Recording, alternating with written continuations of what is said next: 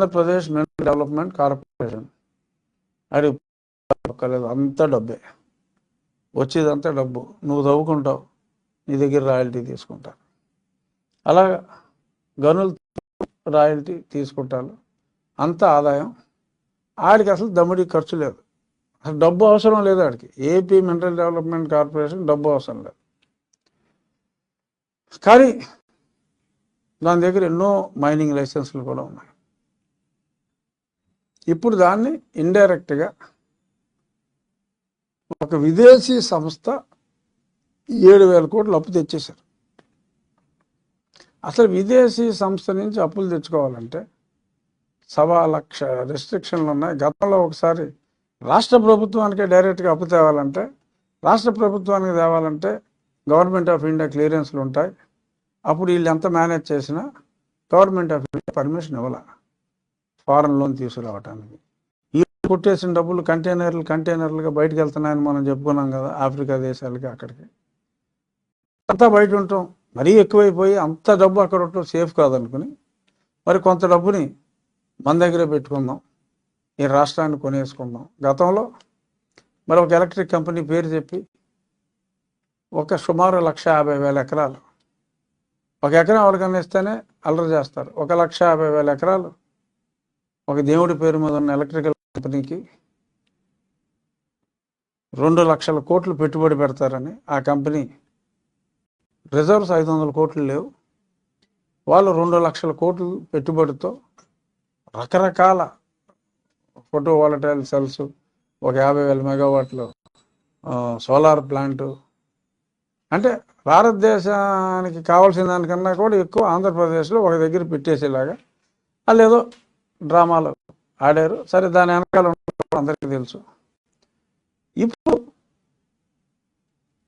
ఇంకా ఆ దోపిడీలో భాగంగా ఏపీ మినరల్ డెవలప్మెంట్ కార్పొరేషన్లోకి ఒక 7,000 కోట్లు అప్పులు తెచ్చేశారు.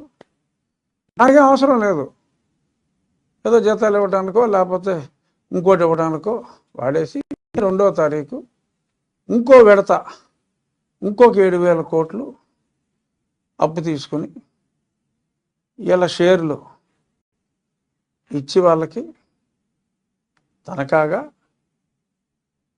కట్టకపోతే ఎలా కడతారు? కట్టరు, ఈ వేరే వాటికి వాడేస్తారు. అసలు కార్పొరేషన్ పేరు మీద స్టేట్ గవర్నమెంట్ గ్యారంటీ కూడా ఇచ్చారు, ఇవ్వడానికి లేదు. రూల్స్ ఒప్పుకో, కాన్స్టిట్యూషనల్ వైలేషన్.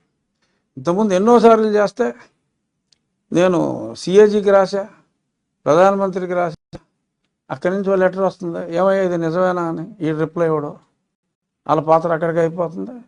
ఈడ కాగితాలను పక్కన పెట్టేస్తాడు, ఏదో పేపర్లో నన్ను తిట్టిస్తాడు.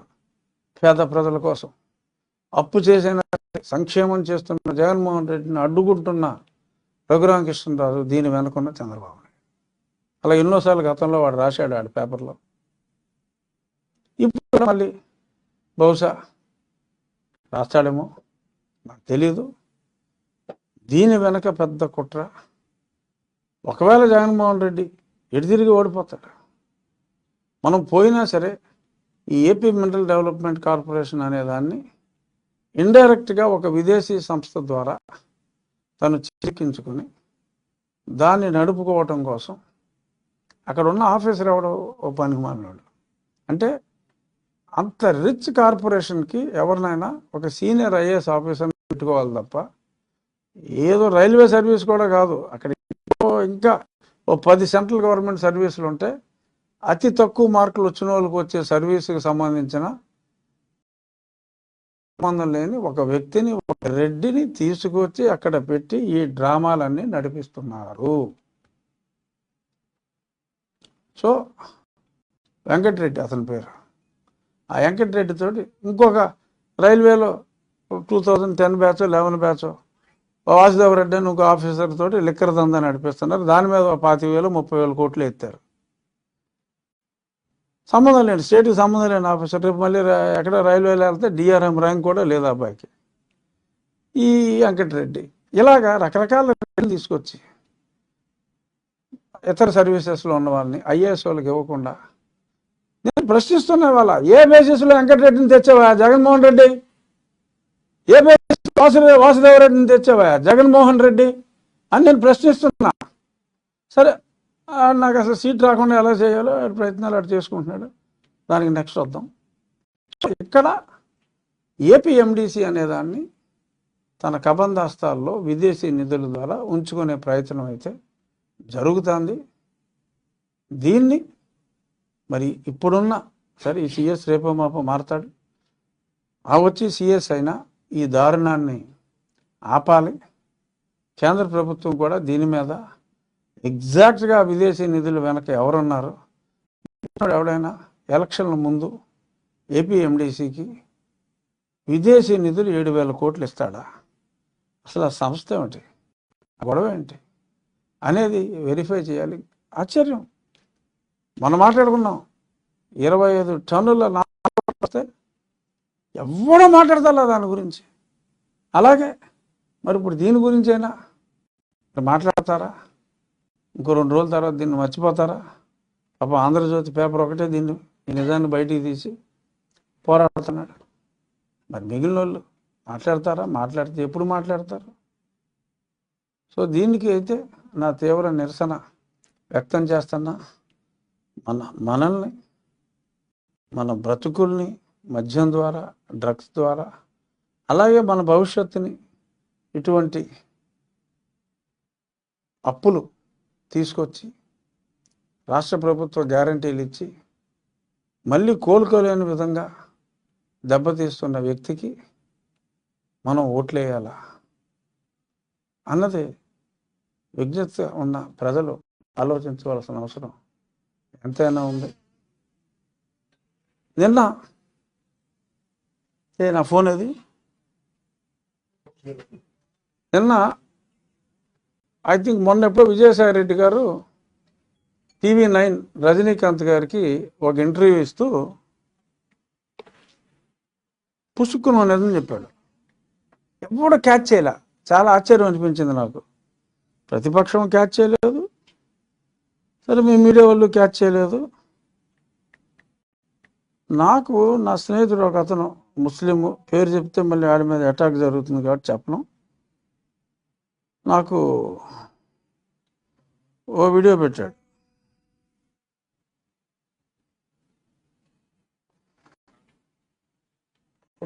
అతని పేరు టెలిఫోన్ కాల్ నాకు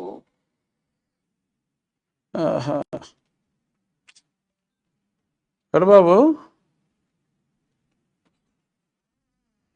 నేను అంటే ఇందులో ఆ వ్యక్తి పేరు ఉంది. ఆ వ్యక్తి పేరు మనం చెప్తే ఇందులో మీకు కనపడిపోతే వాడికి కోడింగ్ ఇచ్చేస్తారు మావాడికి.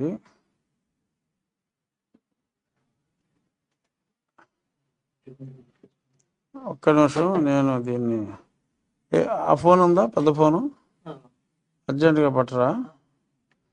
ఆ ఫోన్కి ఒక వీడియో ఫార్వర్డ్ చేస్తాను, అది మనం చూపెట్టాలి.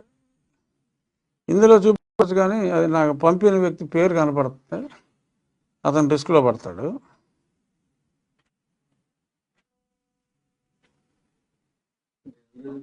సార్, ఈ FRBM పరిమితులు ఉన్నాయి కదా సార్, రాష్ట్ర ప్రభుత్వం అంటే కేంద్రం కూడా సహకరిస్తుందంటారండి? ఎంతో కొంత సహకారం ఉంది. పొత్తులో భాగంగా అంతకంటే ఎక్కువ మాట్లాడకూడదు.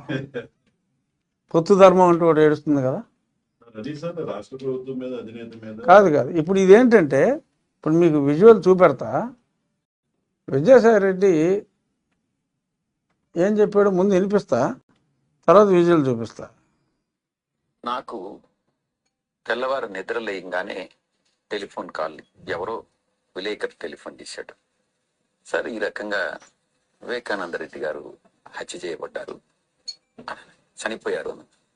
నేను పులివెందులకు ఫోన్ చేశాను.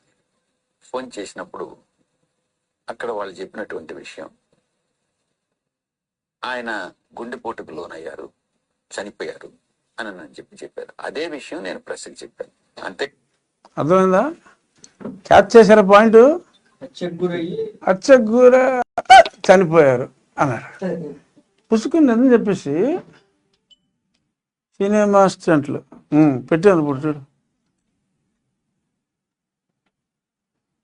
సో ఆ రకంగా ఆయన నిజం చెప్పాడు. తెల్లారుజామున అక్కడికి ఉన్నారు. 5:30కే అజయ్ కల్లం గారికి ఈయన చెప్పేశాడు చిన్న ఆయన చనిపోయాడని. ఆయన కూడా సిబిఐకి అంతా చెప్పాడు. ఆయన అది రికార్డ్ అవ్వలేదు అనుకున్నారు. ఆ వాయిస్ మొత్తం క్లియర్గా రికార్డ్ చేశారు. అందుకని ఆ కేసు రాకుండా చేస్తున్నారు. సో దీన్ని బట్టి పరిశీలించి పరీక్షించి పరిశోధించి చూడగా తేలినదేమనగా వివేకానంద రెడ్డి గారిని వైఎస్ కుటుంబీకులే, ఇంకా క్లోజ్ కుటుంబీకుల సలహా సూచనతో ఓం నమ శివాయ కావించబడినదని చెప్పి అందరికీ చాలా స్పష్టంగా తెలిసింది. మరి ఈ స్టేట్మెంట్కి మరి ఎలాగో కేసు కంటిన్యూ చేయాలి, రీఓపెన్ చేయాలని సునీత కూడా అడుగుతుంది. మరి ఈయన కూడా, ఎందుకంటే ఆదమరుపులో నిజాలు వస్తాయి, అబద్ధం ఆడాలంటే ఆలోచించాలి. ఆయన పుసుక్కుని హత్యగా చనిపోయారని చెప్పారు. ఏమయ్యా ఇంకోసారి పెడితే డౌన్లోడ్ అవుద్దా? ఎందుకంటే 30 సెకండ్స్ పెట్టే కానీ ఇది టర్నింగ్ పాయింట్. ఎవరు క్యాచ్ చేయలే దురదృష్టవశాత్తు. సర్లే ఇందులోంచి నా ఫోన్లోనే ఇంకొకరికి ఫార్వర్డ్ చేసి నేను చూపెడతానులే, పేరు లేకుండా. నీకు డౌన్లోడ్ అవ్వకపోతే. ఓటమి నాయకుల్లాగే రాష్ట్ర ప్రభుత్వ అధినేత మీద వైఎస్ రాజశేఖర రెడ్డి గారి కుమార్తె ఒక్క నిమిషం ఇది చూసేసి రెడ్డి గారు భాగవతం. నాకు తెల్లవారు నిద్ర లేయంగానే టెలిఫోన్ కాల్, ఎవరో విలేకరు టెలిఫోన్ చేశాడు.